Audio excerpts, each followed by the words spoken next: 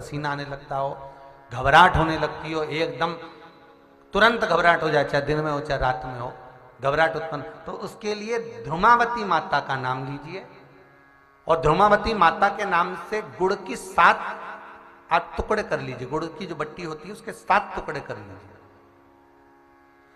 और ध्रुमावती माता के नाम से जहां पर गौरी और शंकर दोनों विराजमान हो, गौरी और शंकर का मंदिर यदि आप दर्शन करेंगे तो शंकर भगवान का जहां शिवलिंग हो और शिवलिंग के साथ में पार्वती जी शंकर के साथ नीचे ही बैठी हो, सामने दीवार पर या ऊंचाई पर ना।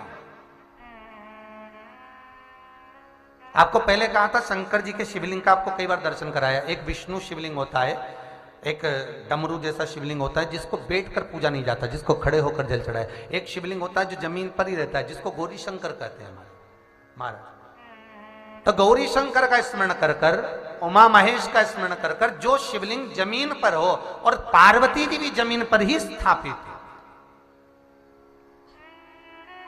गौरी शंकर का स्मरण कर कर शुक्रवार के दिन शंकर भगवान पर प्रदोष काल में समय के शाम के समय पर सूर्य अस्त के कुछ ही क्षण में वो गुड़ की डिलियां आप शंकर भगवान को चढ़ा दीजिए और गौरी माता का स्मरण कर कर उसको उठाकर ले आइए। जिस दिन उठाकर लेकर आए, शनिवार रविवार सोमवार मंगलवार ऐसे 7 दिन लगातार दरवाजे के बाहर उसी शिव मंदिर के द्वार पर बैठकर आप वो गुड़ की डली को खा लीजिए। महाराज, जिंदगी में कभी घबराहट नहीं हो सकती, सिर दर्द नहीं हो सकता, बेचैनी नहीं हो सकती और पसीना नहीं आ सकता घबराहट के कारण। रात को चक सो आनंदमय, पर गौरी शंकर होना चाहिए।